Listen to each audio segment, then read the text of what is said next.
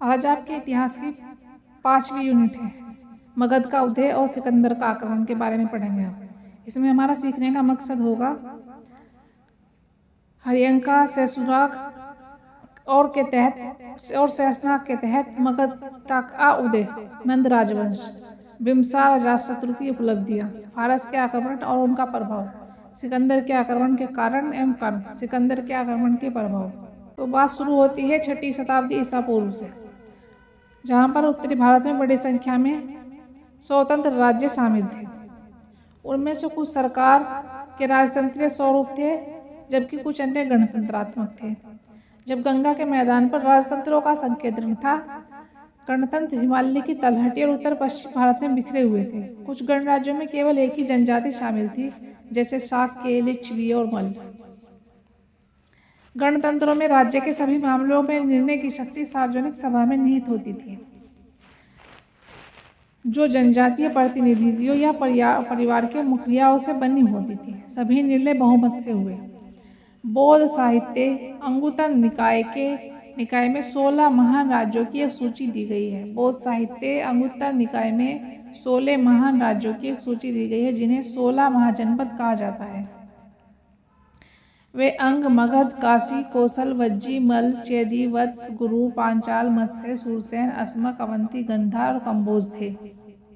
ठीक है। जैन ग्रंथों में भी 16 अस्तित्व का उल्लेख मिलता है। राज्य समय के साथ छोटे और कमजोर साम्राज्य तो मजबूत शासकों के अधीन हो गए या धीरे धीरे समाप्त हो गए। अंततः 6ठी शताब्दी ईसा पूर्व के मध्य में केवल 4 राज्य वत्स, अवंती, कोसल और मगध बच गए। वत्स राज्य यमुना नदी के तट पर स्थित था। इसकी राजधानी आधुनिक इलाहाबाद के निकट कौशाम्बी थी। इसका सबसे लोकप्रिय शासक उदयन था। उसने अवंती, अंगा और मगध के साथ वैवाहिक गठबंधन करके अपनी स्थिति मजबूत की।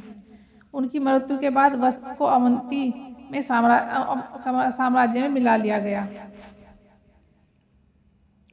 अवंती की राजधानी उज्जैन थी। इस साम्राज्य में सबसे महत्वपूर्ण शासक प्रद्योत था। वह उदयन की पुत्री वासवदत्ता से विवाह करके शक्तिशाली बन गया। उन्होंने बौद्ध धर्म को संरक्षण दिया। प्रद्योत के उत्तराधिकारी कमजोर थे और बाद में इस राज्य पर मगध के शासकों ने कब्जा कर लिया। अयोध्या कौशल की राजधानी थी। राजा परसेनजीत यहाँ का प्रसिद्ध शासक था। वे उच्च शिक्षित थे। मगध के साथ वैवाहिक गठबंधन से उनकी स्थिति और भी मजबूत हो गई। उनकी बहन का विवाह बिम्बिसार से हुआ था और काशी उन्हें दहेज के रूप में दी गई थी। देखो, परसेनजीत का विवाह हुआ था मगध के साथ वैवाहिक संबंध करने के लिए, और काशी एक बहुत ही इम्पोर्टेंट, बहुत ही मतलब कीमती जगह मानी जाती थी, जिसको दहेज में दे दिया गया था। इसके बाद अजातशत्रु से विवाद हो गया। संघर्ष की समाप्ति के बाद परसेनजीत ने बिम्बिसार की पुत्री से विवाह किया। इस शक्तिशाली राजा की मृत्यु के बाद कौशल मगध का हिस्सा बन गया। अब पढ़ते हैं मगध के बारे में। उत्तर भारत के सभी राज्यों में मगध शक्तिशाली और समृद्ध बनकर उभरा। ये उत्तर भारत में राजनीतिक गतिविधियों का मुख्य केंद्र बन गया। मगध को प्रकृति ने कुछ भौगोलिक और सामरिक लाभ प्रदान किए थे। इनसे वे शाही महानता की ओर बढ़ी। गंगा घाटी के ऊपरी और निचली हिस्से के बीच उसकी रणनीतिक स्थिति एक महान लाभ थी। इसकी उपजाऊ मिट्टी थी। राजगीर के पास पहाड़ियों में लौह अयस्क और गया के पास तांबे और लोहे के भंडार ने इसकी प्राकृतिक संपदा में इजाफा किया। इन दिनों व्यापार के राजमार्गों के केंद्र स्थान उसकी संपत्ति में योगदान देता था। राजगृह मगध की राजधानी थी। बिम्बिसार और अजातशत्रु के शासनकाल के दौरान मगध की समृद्धि अपने चरम पर पहुंच गई। फिर बिम्बिसार की बात होती है। बिम्बिसार कौन था? 546 ईसा पूर्व से 494 ईसा पूर्व तक ये इसकी पैदाइश और मृत्यु का टाइम है। बिम्बिसार हर्यक राजवंश से थे। उन्होंने वैवाहिक संबंधों द्वारा अपनी स्थिति मजबूत की। उनका पहला वैवाहिक गठबंधन कौशल के शासन परिवार के साथ था। उन्होंने परसेनजीत की बहन कौशल देवी से विवाह किया। उन्हें दहेज के रूप में काशी क्षेत्र दिया गया जिससे बड़ा राजस्व प्राप्त होता था। बिम्बसार ने वैशाली के लिच्छवी परिवार की राजकुमारी चेल्लना से विवाह किया। इस वैवाहिक गठबंधन ने उनके लिए उत्तरी सीमा की सुरक्षा सुनिश्चित कर दी। इसके अलावा इसने मगध के उत्तर की ओर नेपाल की सीमाओं तक विस्तार की सुविधा प्रदान की। उन्हें मध्य पंजाब में मद्रा के शाही घराने के खेमा से भी शादी की।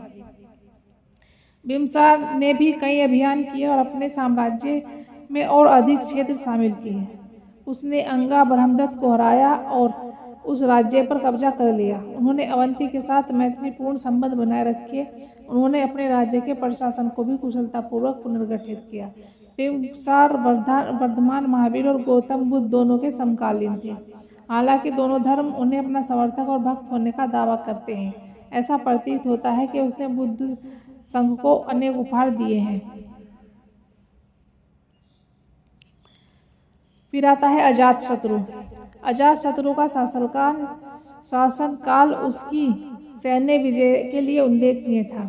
उन्होंने कौशल और वैशाली के खिलाफ लड़ाई लड़ी। उन्हें वैशाली के लिच्छवियों के नेतृत्व वाले दुर्जय संघ के विरुद्ध बड़ी सफलता मिली।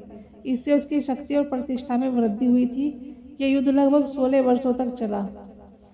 यही वह समय था जब अजातशत्रु को छोटे गांव से पाटली ग्राम भविष्य का पाटलिपुत्र के रणनीतिक महत्व का एहसास हुआ। उन्होंने इसे वैशाली के खिलाफ ऑपरेशन के सुविधाजनक आधार के रूप में काम करने के लिए मजबूत किया। बौद्ध और जैन दोनों का दावा है कि अजातशत्रु उनके धर्म का अनुयायी था,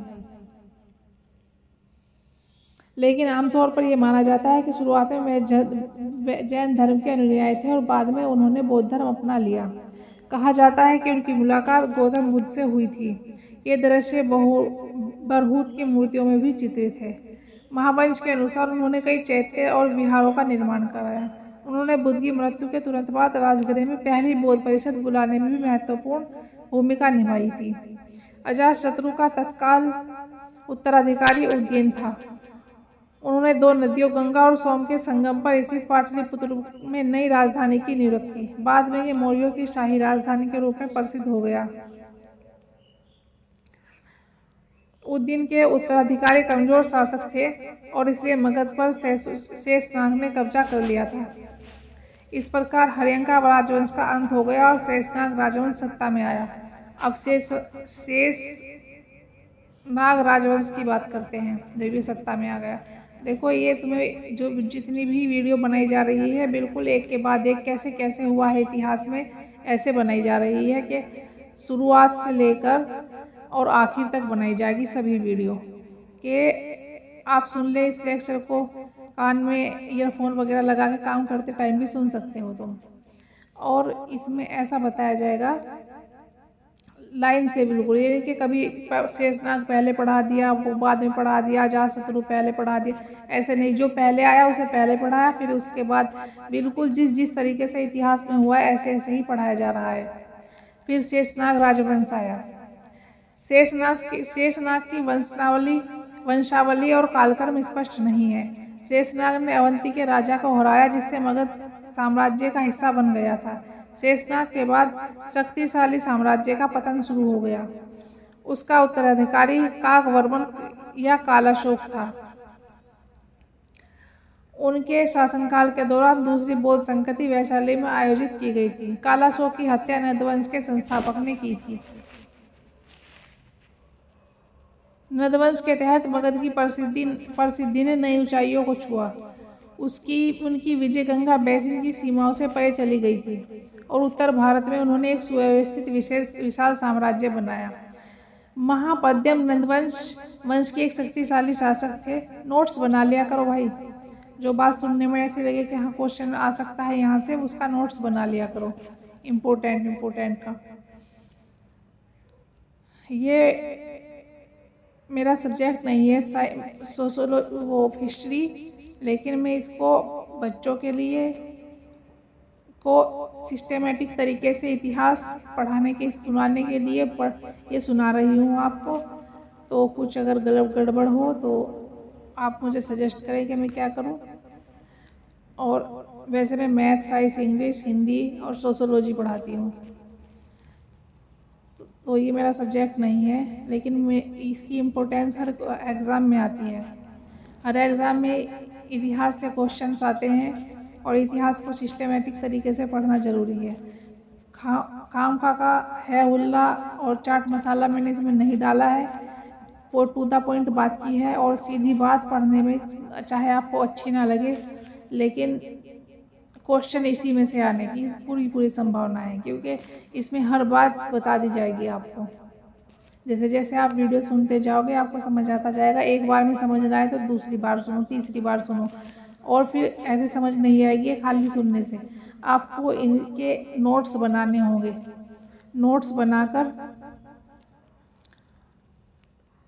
सुनते जाओ और नोट्स बनाते जाओ। और अगर वैसे सुनना है आपको तो आप काम करते टाइम इसको वैसे भी चला कर रख दे और सुनते रहें, ध्यान लगा ले, तो कुछ बातें दिमाग में फिट हो जाएगी। और कुछ का जब जो आपको लगे कि ये है यहाँ से क्वेश्चन बन सकता है, उसका नोट्स बना ले। उन्होंने उत्तर भारत के क्षत्रिय राजवंशों को उखाड़ फेंका और एक रात की उपाधि धारण की। जैसा मान लीजिए पूछा जाए कि एक रात की उपाधि किसने धारण की। अब मैं वीडियो के लास्ट में 2-3 क्वेश्चन भी करती हूँ आपसे कि आप उनका जवाब दे पाते हो या नहीं। पुराण महापद द्वारा की गई कई व्यापक विजयों का वर्णन करते हैं। जैसे ये बोध संगति की बात हो रही है कि उसने ये बोध संगति बुलाई, उसने बोध संगति बुलाई, ये भी पूछा, ये बहुत पूछा जाता है कि कहाँ बोध संगति हुई थी, किसने बुलाई थी। ये कलिंग के खेरवाल के हाथी गुम्फा शिलालेख में नंदों द्वारा कलिंग की विजय का उल्लेख है। कई इतिहासकारों का मानना है कि दक्कन का एक बड़ा हिस्सा भी नंदों के नियंत्रण में था, इसलिए नंद को एक महान साम्राज्य निर्माता माना जा सकता है। बौद्ध परंपरा के अनुसार महापद्म नंद ने लगभग 10 वर्षों तक शासन किया। उनके 8 पुत्रों ने उत्तराधिकार लिया, जिन्होंने कर्मिक रूप से शासन किया। अंतिम नंद शासक धनानंद था। उन्होंने मगध साम्राज्य को अक्षुण्ण रखा और उनके पास एक शक्तिशाली सेना और अपार धन था। नंदों की अद्भुत संपत्ति है। कई स्रोतों द्वारा उल्लेख किया गया है कि नंदों के अपार संपत्ति का उल्लेख कवि मामूलानार की तमिल सम्राट करती अहनानुहु में भी किया गया है। नंद प्रभुत्व में कृषि की समृद्ध स्थिति और देश की सामान्य समृद्धि से शाही खजाने को भारी राजस्व प्राप्त हुआ होगा। धनानंद द्वारा कर वसूली और दमनकारी तरीके से लोगों में नाराजगी थी। इसका लाभ उठाते हुए चंद्रगुप्त मौर्य और कौटिल्य ने नंद शासक के खिलाफ एक लोकप्रिय आंदोलन शुरू किया। इस समय सिकंदर ने भारत पर आक्रमण किया। चलो, जब भारत पर आक्रमण किया सिकंदर ने, तो चलो फारसी आक्रमण और यूनानी आक्रमण के बारे में पढ़ते हैं। फारसी आक्रमण। साइरस महान अचमेनियन साम्राज्य का सबसे महान विजेता था। वे पहला विजेता था जिसने एक अभियान का नेतृत्व किया और भारत में प्रवेश किया। उसने गांधार क्षेत्र पर कब्जा कर लिया। सिंधु नदी के पश्चिम सभी भारतीय जनजातियां उसके अधीन हो गई। श्रद्धांजलि भेंट की गई। उनके पुत्र कैम्बिस के पास भारत की ओर ध्यान देने का समय नहीं था। डेरियस प्रथम। साइरस के पोते डेरियस प्रथम ने 518 ईसा पूर्व में सिंधु घाटी पर विजय प्राप्त की और पंजाब और सिंध पर कब्जा कर लिया। ये क्षेत्र उनके साम्राज्य का 20वां क्षेत्र बन गया था। ये अचमेनियन साम्राज्य का सबसे उपजाऊ और आबादी वाला प्रांत था। डेरियस ने सिंधु नदी का पता लगाने के लिए इसका इलाज के तहत एक नौसैनिक अभियान भेजा। जेरक्सेस ने अपनी स्थिति मजबूत करने के लिए भारतीय प्रांत का उपयोग किया। उन्होंने अपने विरोधियों से लड़ने के लिए भारतीय पैदल सेना और घुड़सवार सेना को ग्रीस में तैनात किया, लेकिन जेरक्सेस को ग्रीस में हार का सामना करने के बाद वे पीछे हट गए। इस विफलता के बाद एक्मेनियम भारत में आगे की नीति का पालन नहीं कर सके, हालांकि भारतीय प्रांत अभी भी उनके नियंत्रण में था। डेरियस थर्ड ने 330 ईसा पूर्व में सिकंदर के खिलाफ लड़ने के लिए भारतीय सैनिकों को भर्ती किया था। ये स्पष्ट है कि भारत पर सिकंदर के आक्रमण की पूर्व संध्या पर फारसियों का नियंत्रण ढीला हो गया था।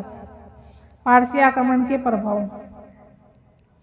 फारसी आक्रमण ने भारत ईरानी वाणिज्य के विकास को प्रोत्साहन प्रदान किया।